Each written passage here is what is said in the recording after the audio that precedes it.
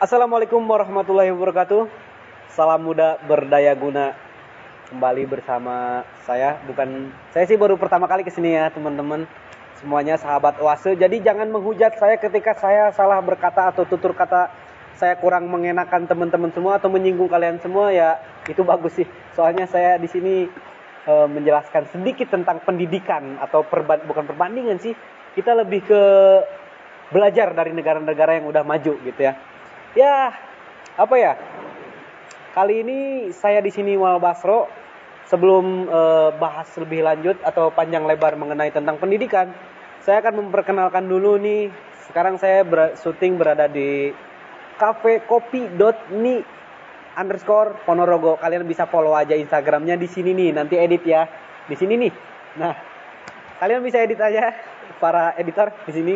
Bahwasanya kopi ini adalah salah satu dari karya anak ibu dan bapak ya, anak bangsa juga, anaknya mahasiswa.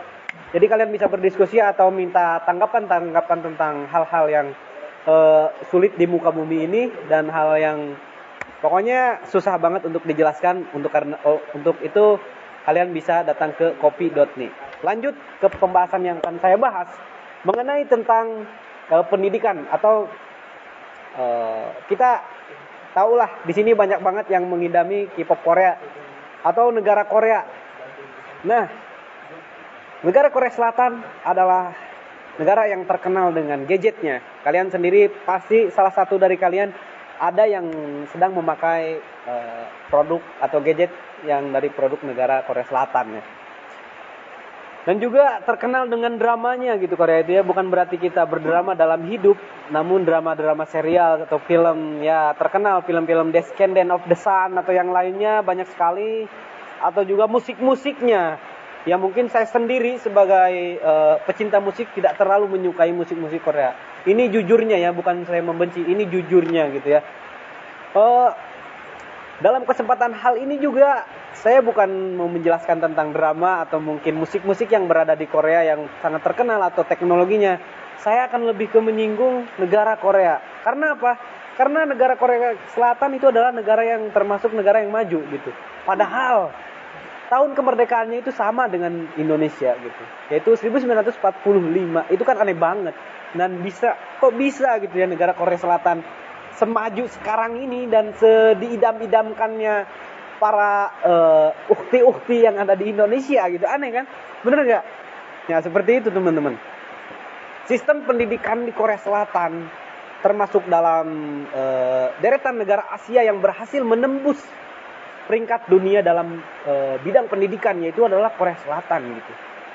Berdasarkan laporan peringkat rata-rata skor PISA atau dalam bahasa Inggris, mohon maaf banget kalau misalkan saya salah dalam pengucapan karena saya orang Sunda asli gitu ya. Yaitu program for International Student Assessment menyatakan bahwasanya Korea Selatan berada di posisi ke-7. Itu luar biasa banget teman-teman.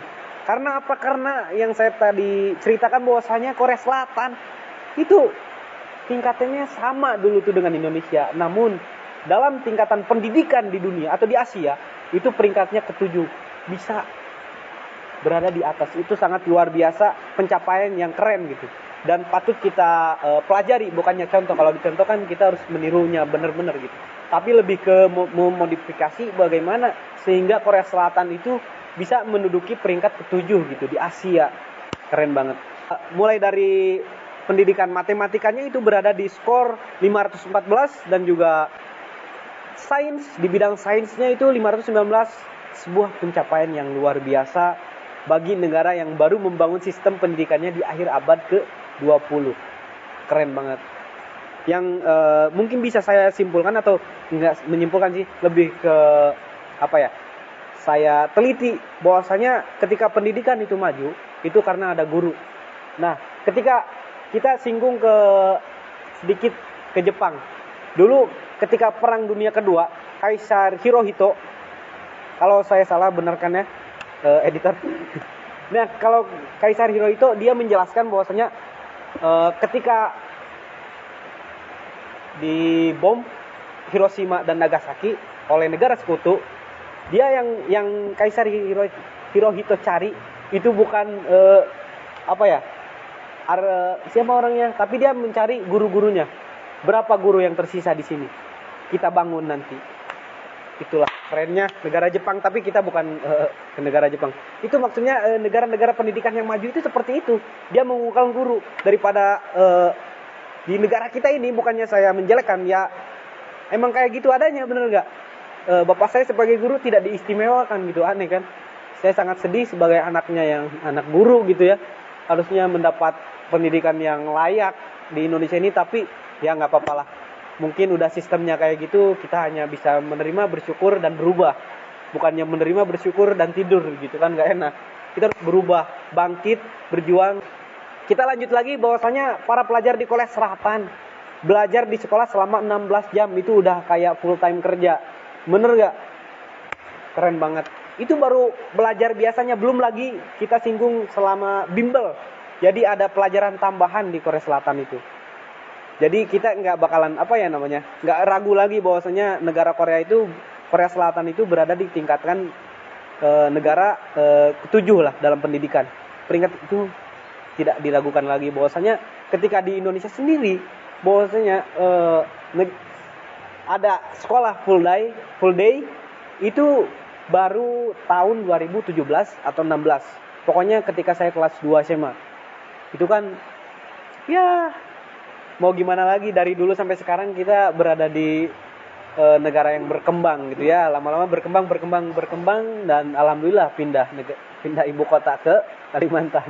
Itulah yang namanya berkembang. Ya, jangan menyinggung tentang itu, nanti saya ditangkap gitu takut. Mohon maaf. Lanjut lagi bahwasanya otomatis kalau misalkan 16 jam itu belajarnya sampai malam gitu ya, sampai jam 22 atau jam 10 gitu ya, 10 PM. Nah, nih negara sekolah, dan juga ketika di negara Korea Selatan sendiri itu pembelajarannya bukan hanya dari hari Senin sampai Jumat gitu ya kan. Kalau di Indonesia ketika sekolah udah mengadakan full day, otomatis di hari Sabtu dan hari Minggu itu libur. Kalau di Korea Selatan enggak, dia menerapkan sistem 6 hari dalam seminggu, dan juga itu libur pada semesteran dan libur nasional. Jadi tidak banyak libur di sana. Produktif gitu. Adapun sisi positif dari pendidikan tersebut, para pelajar akan terhindar dari kegiatan anarkis, atau kalau di Indonesia terkenal dengan tawuran ya, atau geng motor banyak banget, apalagi di daerah saya, di daerah Sunda itu geng motor tuh banyak. Kalau kita nggak jadi geng motor, itu kayaknya serasa kita itu berada di bener-bener paling bawah bumi gitu, terinjak-injak gitu ya. Ya mungkin ya keadaannya seperti itu, dan kita tidak menyalahkan juga, karena ini hal tersebut sudah menjadi budaya gitu ya. Karena apa? Karena di sana meningkatkan pendidikan di Korea Selatan itu meningkatkan pendidikan yang lebih tinggi atau lebih lama, supaya menghilangkan atau anarkis. Jadi mereka ketika sudah belajar lama, lelah, otomatis tidak bakalan memikirkan hal-hal tersebut gitu. Hal-hal yang kurang efektif gitu ya. Ya kurang maksimal gitu buat belajar, ngapain juga gitu-gituan gitu. Namun kita tahu sendiri bahwasanya dalam perbuatan apapun atau hal apapun itu pasti adalah sisi positif dan juga negatifnya. Nah, kita juga harus menyebutkan sisi negatif dari pendidikan yang ada di Korea Selatan itu banyak banget, yaitu jadi banyak pelajar yang berkacamata karena intensitas belajar dan membaca di sekolah gitu. Lanjut lagi nih teman-teman, kita juga harus tahu ya bahwa terdapat 5 pelajaran utama yang diwajibkan dan berlaku di dunia pendidikan Korea Selatan menurut KICE atau Korea Institute of Curriculum and Evaluation. 5 mata pelajaran utamanya yaitu bahasa Inggris. Pasti kalau di mana-mana, di negara manapun, bahasa Inggris itu pasti ada. Karena apa? Karena bahasa Inggris adalah bahasa Inter Milan, bukanlah internasional dong. Bahasa Inter Milan. Bahasa Inggris dan juga bahasa Korea, bahasa bawaan atau bahasa daerah, bahasa negaranya, matematika, sains, dan studi sosial. Kalau studi sosial di Indonesia ini seperti ilmu pengetahuan sosial atau IPS gitu ya. Hanya saja pada saat di sekolah atau di sekolah dasar terdapat mata pelajaran khusus tentang kehidupan. Nah, ininya kerennya di Korea Selatan menerapkan kehidupan sosial itu di jenjang yang paling bawah. Soalnya apa? Karena kita harus mengetahui dan tidak terlalu berekspektasi tentang dunia gitu. Jadi Korea Selatan sendiri menerapkan hal tersebut untuk guna anak-anak tersebut atau murid-muridnya itu menyadari bahwasanya kehidupan itu tidak seenak yang kita pikirkan, tidak seenak cinta pertama gitu ya. Ini seperti itu. Lalu di bangku menengah atas terdapat tambahan pelajaran tentang teknologi ya. Nah, wajarlah kalau misalkan Korea Selatan maju dengan teknologinya dan juga ekonomi rumah tangga, aksara Cina. Nah, saya sih anehnya di sini gitu, kenapa ada aksara Cina ya, mohon maaf kalau misalkan. Ya nggak tahulah, mungkin emang udah studi kasusnya seperti itu ya, teman-teman. Jadi studi aksara Cina yaitu bahasa asing kedua dan banyak lagi gitu ya yang terdapat di Korea Selatan juga seni liberal. Itu modelnya lebih ke seni liberal, mungkin bebas gitu ya, seni bebas. Kalau misalkan salah bisa ditulis di editor di sini. Seni liberal itu apa gitu ya, gampang. Maaf karena saya masih kurang belajar ya, tidur terus. Salah satu tujuan dari 5 pelajaran yang diutamakan di Korea Selatan sendiri adalah memudahkan para pelajar di Korea Selatan nantinya saat memilih jurusan yang sesuai minat dan bakat menuju jenjang pendidikan yang lebih tinggi. Karena apa? Karena ketika kita telah mengatur hal-hal tersebut, jadi tidak ada lagi yang katanya salah jurusan gitu. Ketika halnya banyak kejadian atau mahasiswa dan juga mahasiswi yang berada di negara Indonesia ini, ketika mereka belajar di universitas, mereka seringkali berbicara bahwasanya saya ini mas salah jurusan, saya salah jurusan, saya harusnya ke jurusan hukum, saya harusnya ke jurusan itu. Sebenarnya bukan salah jurusan, tapi emang dia malas untuk belajar, bos. Iri bilang karyawan, kalau jadi bos kan ketinggian. Nah, banyak sekali, 85% di Indonesia ini kebanyakan anak-anak atau mahasiswa dan mahasiswinya itu salah jurusan. Itu sayang banget sih. Orang tua udah biaya keluar gitu ya. Dan orang-orang yang menyatakan bahwasanya ini salah jurusan, terima aja. Terima karena masih ada S2. Kalau memang benar-benar ini tidak cocok di kita ya jalani dan kita bisa melanjutkan di S2 bahwasanya ini jurusan saya gitu. Ya. Ya. Adan sebentar teman-teman, di-cut dulu. Ya teman-teman, semuanya kita lanjut lagi karena kita break dulu tadi adan maghrib ya. Teman-teman langsung saja kita mengenai fakta menarik dari Korea Selatan ya, atau dari sistem pendidikan yang berada di Korea Selatan adalah adanya anggapan bahwa bakat tidak terlalu penting gitu ya. Sehingga para pelajar diajarkan untuk bekerja keras dan tekun mencetak prestasi. Terlebih adanya anggapan tidak ada alasan untuk gagal atau berkata tidak bisa. Jadi ketika di Korea Selatan itu bakat itu tidak terlalu penting. Yang mereka pentingkan adalah bekerja keras dan juga tekun mencetak prestasi gitu. Karena ketika kita mengedepankan yang namanya bakat, otomatis di sana ada yang namanya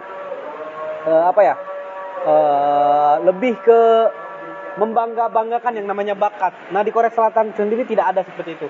Nah, budaya di Korea Selatan sendiri sangat menekankan prestasi akademis gitu. Hal ini berpengaruh pada masa depan para pelajar di Korea Selatan gitu. Karena itu ketika kita mementingkan budaya yang sistemnya akademis, ya kita tahu sendiri bahwasanya di Korea Selatan itu teknologinya jangan diragukan lah, maju banget. Keren pokoknya. Acungi 2 jempol lah buat Korea Selatan, karena kalau 4 jempol kan nggak sopan pakai kaki gitu ya. Ya, terlebih terdapat sistem ujian Korea Selatan yang menjunjung tinggi level atau status universitas yang akan pelajar tersebut pilih gitu ya. Ya itu pemilihan antara pelajar tersebut. Ya untuk itu teman-teman sendiri bisa memberi tanggapan di kolom komentar bagaimana sistem pendidikan di Korea Selatan menurut teman-teman kalian semua, teman-teman semua ya. Ya kalau menurut saya sendiri ada sisi positif yang memang lebih tinggi daripada sisi negatifnya. Meskipun dan walaupun ketika sebuah pilihan itu ada yang namanya positif dan negatif. Namun saya lebih cenderung ke sisi positif yang berada di Korea Selatan dan tidak terlalu mempermasalahkan sisi negatifnya, karena tidak terlalu berpengaruh juga ke kehidupan sosial gitu. Keren lah. Tapi yang harus kita syukuri tinggal di Indonesia, kita tidak terlalu berpikir tentang tekanan tentang pendidikan ya, karena di Indonesia sendiri bebas lah gitu ya, bebas berpendapat, namun masih banyak yang tertangkap gitu. Nggak tahu kenapa, mohon maaf. Ya, kasih tanggapan kolom komentar. Mohon maaf sebelumnya. Saya Walbasro di sini. Terima kasih. Salam muda berdaya guna.